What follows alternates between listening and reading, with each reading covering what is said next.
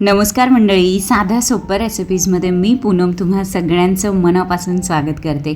आज आपण बनवणार आहोत चटपटीत आंबट गोड तिखट असं पाणीपुरीचं पाणी आणि त्याच पाण्यापासून आज आपण चटपटीत असा नो ऑइल मखाना चाट बनवणार आहोत आणि त्याचबरोबर हेल्दी असा आलू आणि छोले चाट बनवणार आहोत, जो की आपण पुरीमध्ये भरून खाणार आहे. मंडळी खूप भारी बनतात सगळ्या रेसिपीज. तर चला रेसिपीला सुरुवात करूया. सगळ्यात अगोदर पाणीपुरीचं पाणी कसं बनवायचं ते आपण पाहूयात.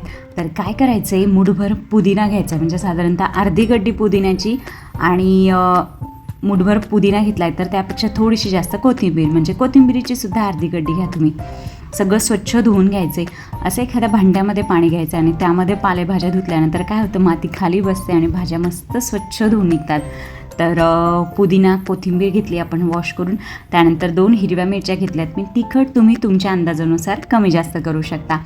तर मिक्सरच्या भांड्यामध्येच आपण चवीनुसार मीठ घालून घेऊयात. अर्धा चमचा जिऱ्याची पावडर घातली मी, ते भाजलेले जिऱ्याची पावडर घाला. त्याचबरोबर काळं मीठ घातले मी, ते पाव चमचा. अर्धा लिंबाचा रस घालायचा आहे आणि त्याचबरोबर ना आपण ह्याच्यामध्ये घालतो आहे चाट मसाला, साधारणतः अर्धा चमचा. तर माझ्याकडे ना हा सुहानाचा पाणीपुरी मसाला आहे, तो मी 1 चमचाभर घालते. पण हा 10 रुपीजवाला जो पॅकेट आहे ना, तो पूर्ण पॅकेट आपल्याला लागणार आहे मंडळी. आणि त्याचबरोबर गुळाची पावडर घातली मी, ते 2 चमचे. आणि चिंच आणि खजुरीची जी चटणी ती ना, गोड चटणी, तर ती मी ह्याच्यामध्ये घातली आहे, साधारणतः 2 चमचे. मी फ्रीज करून ठेवली होती, त्यामुळे तुम्हाला ही खूप घट्ट वाटत असेल. तर ती चटणी घालून घेते आणि पाणी घालायचं आणि मिक्सरला हे छान बारीक वाटून घ्यायचे. तर मी इथे ना काय करणार आहे, स्ट्रेनरनी गाळून घेणार आहे. पण तुम्ही ना तसंच जरी वापरलं तरी काय प्रॉब्लेम नाही, कारण मस्त बारीक होतं. पण प्रत्येकाच्या घरची पद्धत वेगळी असते, त्याप्रमाणे तुम्हाला जसं आवडेल तसं तुम्ही करा. तर ह्याच्यामध्ये मी साधारणतः आणखी ग्लासभर पाणी घातलं आणि हे सगळं छान गाळून घेतलेलं आहे. आणि नंतर आपण ह्याच्यामध्ये बर्फ घालणार आहोत, थोडंसं थंड पाणी घाला.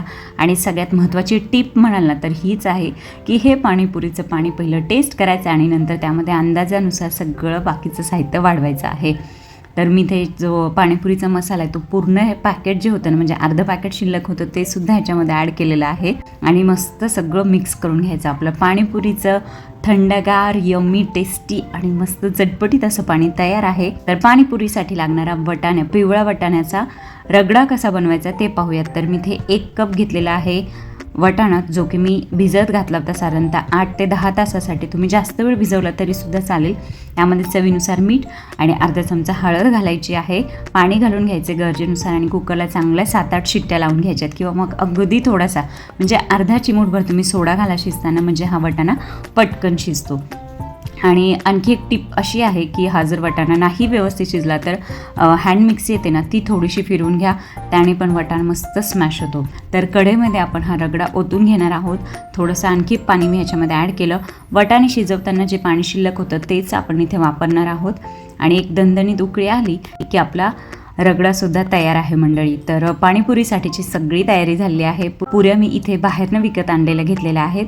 तर पाणीपुरीचं पाणी आहे, पुऱ्या आहे, चिंचेची गोड आंबट गोड अशी चटणी आहे, रगडा तयार आहे, थोडीशी बुंदी तर हवीच, आणि त्याचबरोबर गोड दही आहे, कांदा कोथिंबीर बारीक चिरून घेतलेला आहे आणि थोडीशी शेवसुद्धा घेतलेली आहे. तर मस्तपैकी चाट पार्टीची सगळी तयारी झालेली आहे मंडळी. पाणीपुरीच्या पाण्यामध्ये आपण थोडीशी खारी बुंदी जी येते ना ती घालून घेऊयात. तर तुम्हाला जसं आवडतं ना तसं तुम्ही ह्यापासून वेगवेगळे पदार्थ बनवू शकता. तर मी तर सगळं जे साहित्य प्रिपरेशन करून घेतलं होतं ते सगळं मी आता पुरीमध्ये भरून घेणार आहे आणि नंतर ही पाणीपुरीची प्लेट सर्व करणार आहे मंडळी. खूप भारी बनली होती पाणीपुरी. किंवा मग बनवताच तुम्ही फक्त रगडा आणि पाणी असं सुद्धा मनसोक्त खाऊ शकता. घरी पाणीपुरी बनवली की हेच सगळ्यात सुख भारी असतं की तुम्हाला हवे तेवढ्या प्लेट तुम्ही खाऊ शकता. तर तुम्ही बघू शकता केवढं भारी बनलं हे सगळं आहे की नाही, सोपी पद्धत. तर नक्की बनवून बघा मंडळी. आणि त्याचबरोबर चिंच आणि खजुराची जी गोड चटणी ना, याची रेसिपीसुद्धा मी लवकरच माझ्या चॅनलवर अपलोड करेल. तर चला, आत्ता सध्या जे व्हायरल होतोय ना व्हिडिओ की पाणीवाला चाट, तर त्यामध्ये आपण आज मखाना चाट बनवणार आहोत. नो ऑइल पाणीवाला मखाना चाट बनवणार आहोत मंडळी. हा तर बनवायला इतका सोपा आहे ना, तर सुरुवात करूया. काय करायचं आहे, एखादा काचेचा ग्लास घ्या किंवा मग तुम्ही सगळं साहित्य बाउलमध्ये सुद्धा घेऊ शकता. तर सॅलडमध्ये मी इथे घेणार आहे बारीक चिरलेली काकडी, त्याचबरोबर गाजर घेतले मी इथे बारीक कट करून, आणि तुम्हाला हव्या त्या भाज्या तुम्ही ह्याच्यामध्ये ॲड करू शकता. म्हणजे शिमला मिर्च घालू शकता, स्वीटकॉर्न घालू शकता. तर मी इथे काकडी, गाजर, टोमॅटो, कांदा आणि उकडून घेतलेलं बीट हे सगळं साहित्य बारीक चिरून घालणार आहे. तर बीट तुम्ही कच्चं जरी घेतलं खिसून तरीसुद्धा चालेल. तर सॅलड सगळं आपण एका काचेच्या ग्लासमध्ये काढून घेतले आणि जे आपलं पाणीपुरीचं पाणी आहे ते आपण ह्याच्यामध्ये ओतून घेणार आहोत. आणि मखाणे घेतलेत मी इथे घरच्या घरी तुपावरती भाजलेले मखाणे आहे, ज्यामध्ये मी फक्त मीठ, मिरची, हळद, धना पावडर एवढंच घातलेलं आहे. आणि हे मखाणे भाजलेले ते सुद्धा आपण ह्याच्यामध्ये ॲड करणार आहोत. आणि आता हे सगळं मिक्स करायचं आहे. तर एखाद्या बाउलमध्ये मी हे सगळं ओतून घेते आणि नंतर मिक्स करायचं आणि एन्जॉय करायचे. खूप भारी बनती ही रेसिपी आणि डाएट फ्रेंडली आहे ही रेसिपी, कारण पाणीपुरीचं पाणी आहे जे की पुदिनायुक्त असतं, जे डायजेशन सिस्टीम तुमचं इम्प्रूव्ह करतं. त्याचबरोबर सगळ्या भाज्या आहेत म्हणजे फायबर आहे, मखाणे आहे म्हणजे प्रोटीन आहे. तर चला पुढच्या रेसिपीकडे वळूया. आपण बनवणार आहोत आता आलू छोले चाट पुरी. हे सुद्धा हेल्दीच व्हर्जन आहे. तर काय करायचं, एका बाउलमध्ये ना एका छोट्या वाटीच्या मापेने मी ते सगळं साहित्य घेतले. म्हणजे उकडलेले छोले आहे, उकडलेला बटाटा आहे, तर बटाटा मी कट करून घेतला आहे. आणि त्याचबरोबर काकडी, टोमॅटो, गाजर, कोबी आणि कोथिंबीर या सगळ्या भाज्यासुद्धा घेतल्या आहेत मी इथे. आणि ते सगळं छान मिक्स करायचं आहे. एखाद्या ग्लासमध्ये आपण हे काढून घेऊयात जेणेकरून सुंदर दिसेल. तर आणि ह्याच्यातसुद्धा आता आपण काय ॲड करणार आहोत, थोडीशी बुंदी घालायची आहे, त्याचबरोबर थोडेसे डाळिंबाचे दाणे घालायचे आहेत. आणि आपलं जे पाणीपुरीचं पाणी आहे ते मी ह्याच्यामध्ये ॲड करते.